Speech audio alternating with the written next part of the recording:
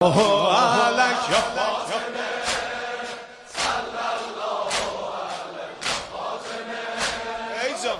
باللہ من الشیطان الرجیم بسم اللہ الرحمن الرحیم الحمدللہ رب العالمین والصلاة والسلام علی اشرف الانبیاء والمرسلین خاتم النبیین سیدنا و مولانا ابی القاسم محمد اللہم صل علی محمد وآل محمد وعلى أهل بيته الطيبين الطاهرين المعصومين المظلومين ولعنة الله على أعدائهم أجمعين. أما بعد فقد قال الله تبارك وتعالى في محكم كتابه المجيد وفرقانه الحميد بسم الله الرحمن الرحيم وما محمد إلا رسول قد خلت من قبله الرسل أفإن مات أو قتل انقلبتم على أعقابكم ومن ينقلب على عقبيه فلن يضر الله شيئا وسيجزي الله الشاكرين. صدق اللہ العلی العظیم. ناظرین گرامی، ہماری گفتگو یہاں تک پہنچی تھی کہ سیدہ کائنات نہ صرف یہ کہ اپنے بابا کی میراث لینے کے لیے خلیفہ کے دربار میں گئیں، بلکہ وہ ملکیت کے جو پیغمبر اکرم نے خود اپنی زندگی میں اپنی بیٹی فاطمہ زہرا کی سپرد کر دی تھی، اس کا تقاضا کرنے کے لیے بھی گئیں، اور خلیفہ نے دینے سے انکار کر دیا. اور اس بات کا ذکر صرف شیعہ کتابوں کے اندر نہیں بلکہ تمام مکاتب فکر کی کتابوں کے اندر پایا جاتا ہے. اور پھر یہ روایت بھی آپ کی خدمت میں عرض کی کہ پیغمبر اکرم بھی اس بات کی طرف نشاندہی کر کے گئے تھے کہ میرے چلے جانے کے بعد میری بیٹی کے اوپر ظلم ڈھایا جائے گا. آج ہم کچھ اور روایتوں کا آپ کی خدمت بیان کرنے کی کوشش کریں گے کہ جو کتب اہل سنت سے چھپی ہوئی نہیں ہیں بلکہ ان کتابوں میں چھپی ہوئی ہیں، اور اس بی بی کے مصائب کو اور اس بی بی کی شہادت کو آپ کی خدمت بیان کریں گے کہ جس بی بی کے فضائل بھی کتب اہل سنت کے اندر موجود ہیں. صرف اتنی فضیلت کیا کم ہے بی بی کے لیے کہ سیدۃ النساء اہل الجنہ کا لقب اور اس کی سند بی بی نے پائی ہے. یعنی پیغمبر اکرم فرماتے ہیں کہ میری بیٹی فاطمہ زہرا جنت کی تمام عورتوں کی سردار ہیں. اب فرض کیجئے کہ کسی ایک جنتی خاتون کے بارے میں پیغمبر یہ بشارت دے کر جائیں اور ان کے دروازے کو جلایا جائے یا انہیں دھمکیاں دی جائے کہ انہیں قتل کر دیا جائے گا، ان کے گھر کو آگ لگا دی جائے گی، تو ایک عام جنتی خاتون کے بارے میں جس کے بارے میں پیغمبر کا فرما کے جائیں کہ وہ جنتی ہیں، اس کے لیے صاحب ایمان برداشت نہیں کر سکتے کہ کوئی آئے اور ان کے گھر کو جلا دے. تو وہ جو اولین اور آخرین تمام عورتوں کی سردار ہیں اور جنت میں جانے والی تمام عورتوں کی سرداری حضرت فاطمہ زہرا سلام اللہ کے ہاتھوں میں ہوگی، اس بی بی کے دروازے کو جلایا جا رہا ہے. چند ایک کتابوں کا ہم آپ کی خدمت بیان کریں گے. پہلی کتاب تاریخ طبری جلد نمبر 2 صفحہ نمبر 444 پر یہ روایت موجود ہے کہ طبری نے لکھا عطا فلان منزل علی وفیہ طلحۃ وزبیر ورجال من المہاجرین. ایک شخص جس کا نام لکھا ہے لیکن میں بعض مسلمانوں کی دل آزاری نہ ہو جبکہ میں انہی کی کتاب سے آپ کی بیان کر رہا ہوں، نام کے بغیر میں عرض کر رہا ہوں، اور انشاءاللہ یہ جو نوجوان ہیں ان کے لیے ایک سبق بنے گا کہ وہ آئیں اور تحقیق کریں اس روایت کے بارے میں کہ یہ روایت کس کے بارے میں آ رہی ہے. تاریخ طبری کا جملہ یہ ہے کہ عطا فلان منزل علی، ایک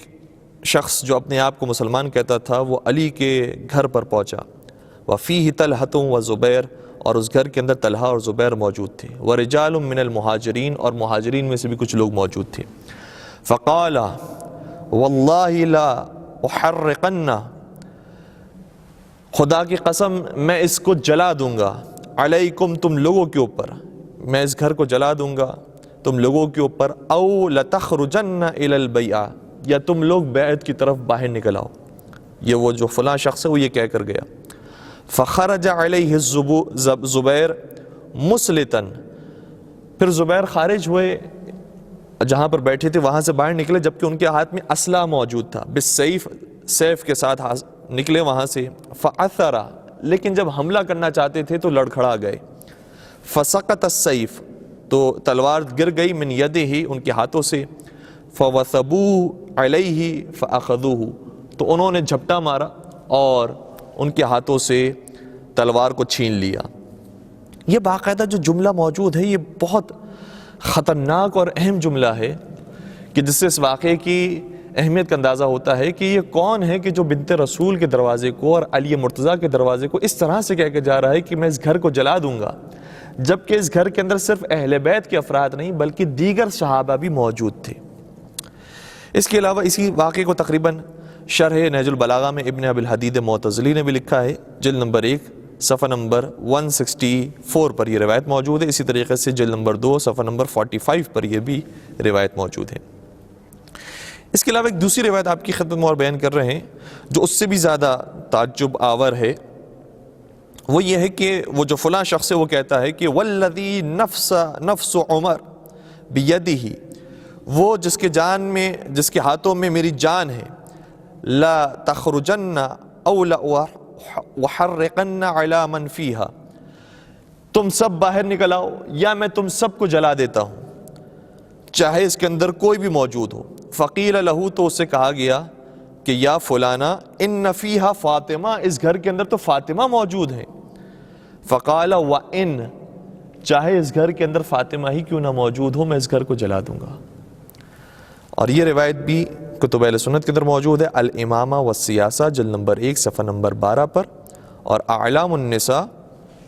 اس کے جلد نمبر 4 صفحہ نمبر 114 پر بھی روایت موجود ہے۔ چونکہ ہمارے پاس وقت کم ہے لہٰذا مختلف کتابوں سے چھوٹے چھوٹے ٹکڑے آپ کی خدمت بیان کر رہے ہیں، ورنہ یہ پوری روایت اگر انسان پڑھے تو حیران ہو جائے گا کہ کیسے واقعات اس زمانے میں پیش آئے کہ بعد وفات رسول امت رسول اور جو اپنے آپ کو صحابی کہتے تھے انہوں نے کس طریقے سے بنت رسول کے دروازے کو جلایا ہے۔ اب ایک اور روایت ہم آپ کی خدمت بیان کر رہے ہیں جس میں جناب محسن علیہ السلام کی شہادت کا ذکر بھی موجود ہے، اور لسان المیزان کی روایت ہے، علامہ ذہبی بہت بڑے عالم اہل سنت جلد نمبر 1 صفحہ نمبر 268 پر انہوں نے یہ روایت لکھی ہے، کہتے ہیں کہ قال ابن حجر العسقلانی، ابن حجر عسقلانی نے یہ بات اپنی کتاب میں لکھی کہ ان فلان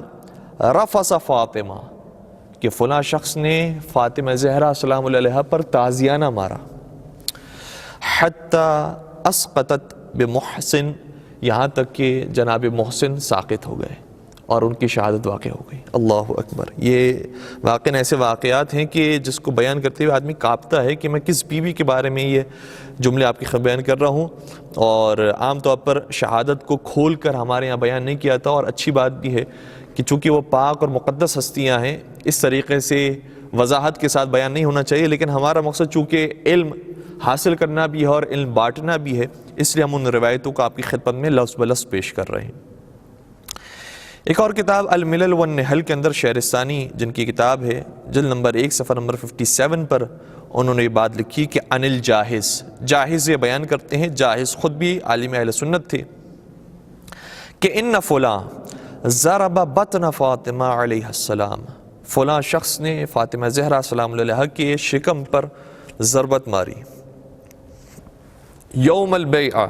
بیعت کے دن، حتی القت الجنین من بطنہا، یہاں تک کہ جو شکم میں حضرت زہرا سلام اللہ علیہا میں جنین موجود تھا وہ ساقط ہو گیا۔ اللہ اکبر۔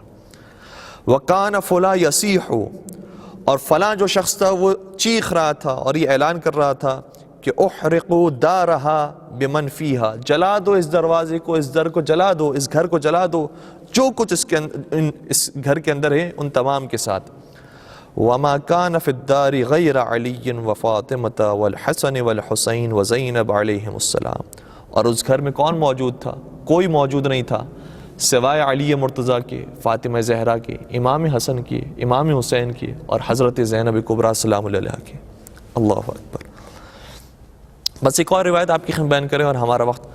اختتام پذیر ہو رہا ہے، ورنہ اس کے اوپر پورے اشرے درکار ہیں اور مکمل تفصیلی گفتگو ہونی چاہیے، لیکن میں اشارے صرف دے کر جا رہا ہوں۔ ایک اور بڑی کتاب ابن قتیبہ دینوری نے لکھی، الامامہ والسیاسہ کے نام سے، اس کے جلد نمبر 1 صفحہ نمبر 31 پر یہ روایت موجود ہے، جس میں ان تمام مظالم کے بعد حضرت زہرا سلام اللہ علیہا نے ایک بد دعا کی ہے۔ اللہ اکبر۔ پیغمبر تو یہ فرما کے گئے تھے کہ جس نے میری بیٹی کو غضبناک کیا گویا ایسا ہے کہ اس نے مجھے غضبناک کیا، چاہے انہوں نے بد دعا نہ بھی کی ہو اس کے خلاف، تب بھی اس نے مجھے غضبناک کیا اور جس نے مجھے غضبناک کیا اس کا ٹھکانہ جہنم کے علاوہ کیا ہو سکتا ہے۔ اور یہاں پر بطور خاص بی بی بد دعا کر رہی ہیں کہ پروردگار تو اسے آتش جہنم میں جلا، پروردگار تو اسے معاف نہ فرما کہ جس نے اس طریقے سے دین کو نقصان پہنچایا ہے۔ بی بی کے دعا کے جملے یہ تھے، واللہ لأدعون اللہ علیک فی کل صلاۃ اصلیھا، خدا کی قسم میں ہر نماز میں، جتنی نمازیں میں پڑھوں گی تا حیات، ہر نماز میں اس کے لیے بد دعا کروں گی۔ اللہ اکبر۔ بس پروردگار سے دعا کرتے ہیں کہ پروردگار ہمارا شمار حضرت زہرا مرضیہ کے چاہنے والوں میں فرمائے، اور ان کے دشمنوں سے دشمنی رکھنے کی اور ان کے دوستوں سے دوستی رکھنے کی توفیق عطا فرمائے۔ والسلام علیکم ورحمۃ اللہ وبرکاتہ۔